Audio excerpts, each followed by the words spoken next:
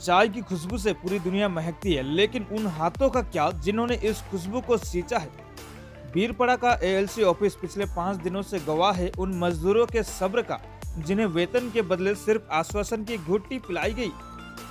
5 रातें सड़क पर गुजरी, 5 दिन इंसाफ की गुहार में बीते, लेकिन जब प्रशासन के कान बंद हो और सिस्टम गूंगा हो जाए तो मजदूर को अपना रास्ता खुद बनाना पड़ता है।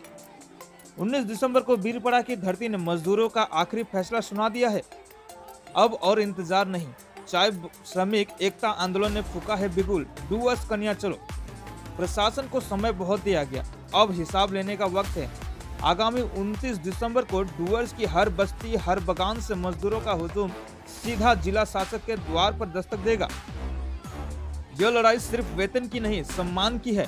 डूअर्स के हर एक चाय श्रमिक को पुकारा गया है, जागिए, एकजुट होइए, क्योंकि जब मजदूर चलता है तो सत्ता के सिंहासन डोलते हैं। मिलते हैं 29 दिसंबर को डूअर्स कन्या में। फेरि अब यो जनवरीको पहिलो हप्तामा हामीलाई फेरि बैठक बोलाएको छ। यसरी लागि पर्नुपर्छ, हामी लागि पर्नुपर्छ। हम लोग 5 दिन से यहाँ आंदोलन किए तलब तनख्वाह के लेके, लेकिन अभी तक कुछ सुनवाई नहीं हुआ। अभी तक हम लोग को 5 दिन के अंदर में कोई पेमेंट नहीं मिला, कोई सुनवाई नहीं हुआ। इसलिए हम लोग अभी से बड़ा कदम उठाने जा रहे हैं। हम लोग 29 तारीख डूअर्स कन्या में आ रहे हैं। सारा जनता, अगर यदि वहाँ भी कुछ नहीं हुआ तो वहाँ से अलग ही डिसीजन होगा। हम लोग एलसी ऑफिस में गया था, वो लोग क्या बोला?